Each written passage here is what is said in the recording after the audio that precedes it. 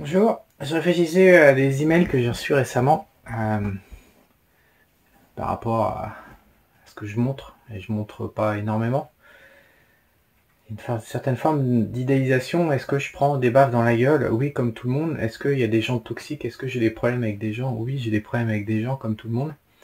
Par rapport aux baffes dans la gueule, en fait, par rapport au mur qu'on peut taper, je crois qu'il y a chacun a sa manière de gérer. Inévitablement, sur 40 ou 50 ans de vie sur Terre, 60 ans, en tant qu'adulte, on a des épreuves. J'appelle ça un mur. Donc on a chacun à sa manière à soi de taper dans le mur. Donc moi j'ai tendance à courir vite, donc je tape dans le mur assez violemment. Ça fait mal très fort, et puis après je réfléchis, je m'arrête, je me dis comment je chancer le mur, et puis je dépasse, et puis je me remets à courir, et puis je me reprends un mur, quoi. Grosso modo, c'est à peu près ce que je vis. Il y a pas mal de gens que je regarde faire, ils ont une autre manière à eux de gérer. Disons qu'ils vont beaucoup plus lentement, et puis le mur, ils vont taper dedans plein de fois, à vitesse réduite, donc il va y avoir un peu mal, mais pas trop. Et ils vont, de mon point de vue, perdre énormément de temps. Il y en a qui tapent qu'un seul mur au cours de leur vie. Ils vont taper dedans 5 ans, 10 ans, 15 ans, 20 ans, de la même manière, sans comprendre. Et il y en a d'autres qui vont taper comme ça 1 an, 2 ans, 3 ans, 5 ans. Puis ils vont se remettre à avancer, puis ils vont s'en reprendre un autre 5-10 ans plus tard, voilà. Donc chacun a sa manière de faire. Est-ce que je prends des murs? Oui, comme tout le monde, je prends des murs. C'est juste une question de vitesse et de douleur. Je pense que je prends plus de douleur dans la gueule que la majorité d'entre vous.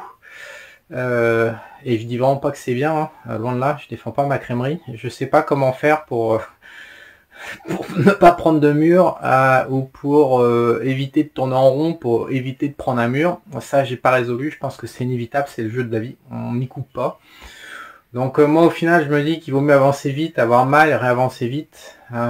Donc du coup, effectivement, vu depuis YouTube, quand quelqu'un avance plus vite que la moyenne, on se dit putain, il faudrait que je fasse comme lui. Je suis pas bien sûr que ce soit un modèle pour autant, hein. Je vous rends pas du tout, encore une fois. Ensuite, concernant les gens toxiques, est-ce que j'ai des problèmes avec des gens toxiques? Alors, j'ai une opinion extrêmement tranchée là-dessus. Très très tranchée. Déjà, je tilte à 2 occurrences, c'est-à-dire que si une personne fait 2 conneries de la même manière, des trucs toxiques, des liens toxiques, des liens pervers, des trucs débiles, voilà, je me barre.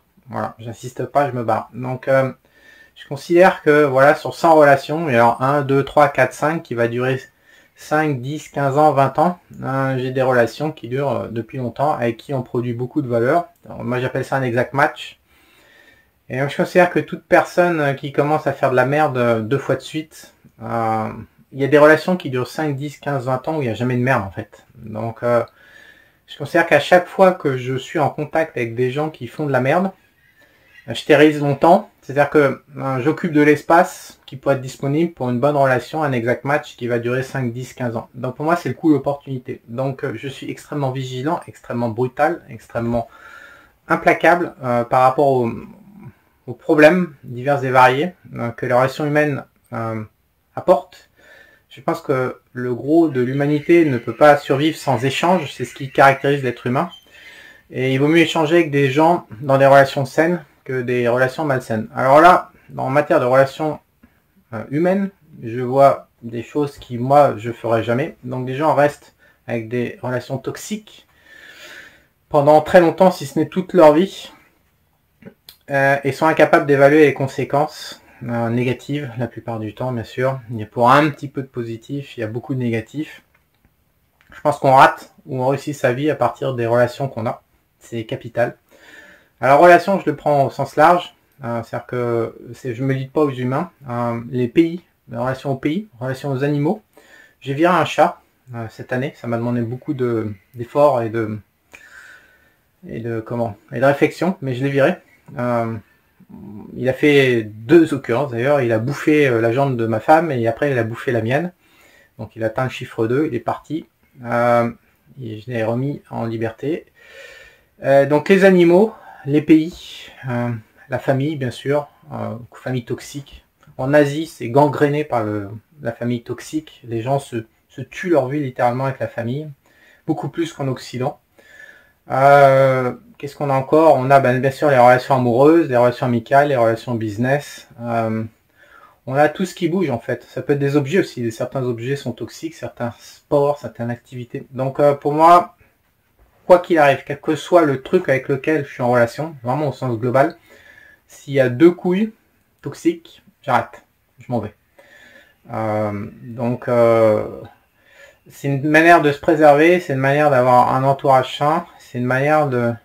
Et on peut pas avoir de la vitesse en même temps, en plus on peut pas pédaler super vite dans la vie en étant mal entouré, mais encore une fois au sens vaste, ça peut pas fonctionner en fait. Ou alors on prend des murs tout le temps. Donc je pense que il faut, on peut, voilà, si vous voulez aller plus vite que ce que vous avez actuellement, si ma vitesse vous inspire, encore une fois, je vous invite à y réfléchir parce qu'il y a un prêt à payer assez massif avec la vitesse.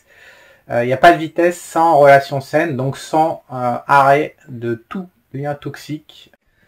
Alors après, pour pédaler vite, il y a aussi un souci de normes. En fait, les gens savent pas qu'ils sont normés, ils ont été dressés pendant leur enfance via l'école et la famille.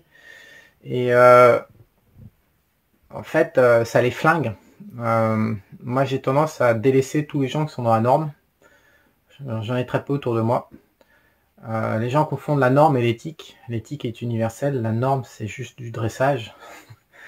Et c'est un peu l'inverse de la productivité élevée. Donc la norme, la plupart du temps, devrait être établie par le père, mais comme on vit dans un monde de serpillière, où les hommes ont disparu, c'est la mère qui assume le rôle de la norme.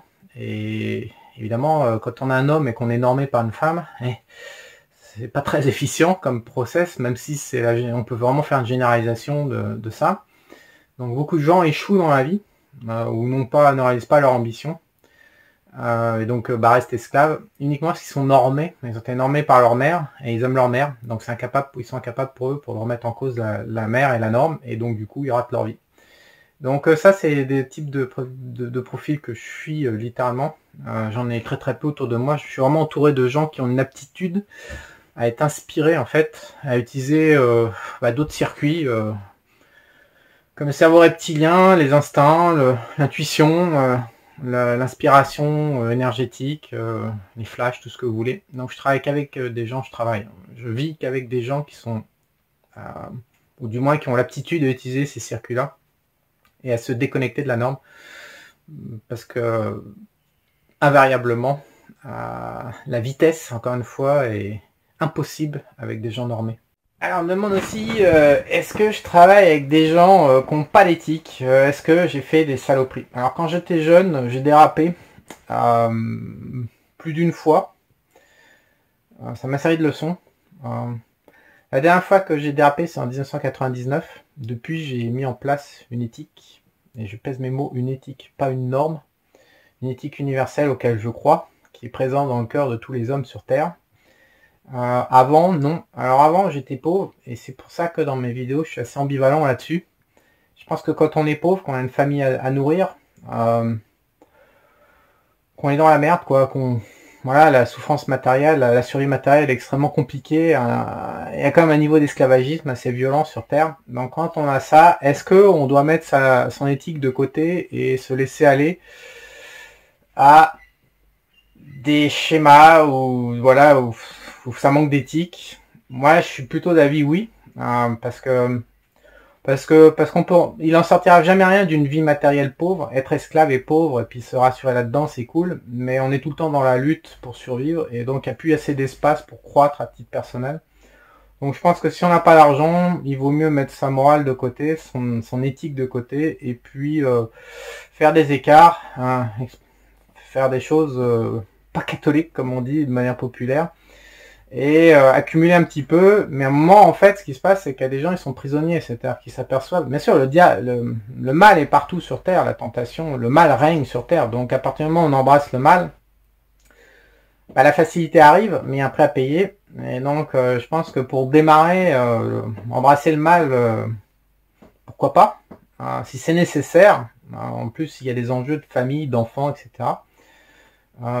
Mais il y a un moment, il faut savoir décrocher du mal. Et ce que j'ai vu autour de moi, c'est beaucoup de gens qui ont décollé grâce au mal, et puis qui sont restés coincés dedans et qui continuent, à pédaler, alors que ça fait bien longtemps, et ça fait bien de nombreux millions qu'ils auraient dû décrocher, mais ils continuent, ils sont complètement accros.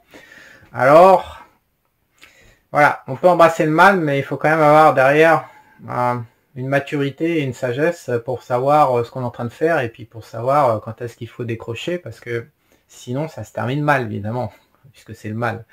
On peut pas coucher avec le mal sans qu'il y ait un prix à payer. Donc oui, moi, enfin, en ce qui me concerne, depuis 23 ans, j'ai mis que directement, j'ai pas mis de coup de canif, indirectement bien sûr, je me suis fait piéger, moins de 5 fois, mais je me suis fait piéger par le mal depuis 23 ans, 99. Mais directement, il faut remonter avant 1999 pour que j'ai pris des décisions sans éthique,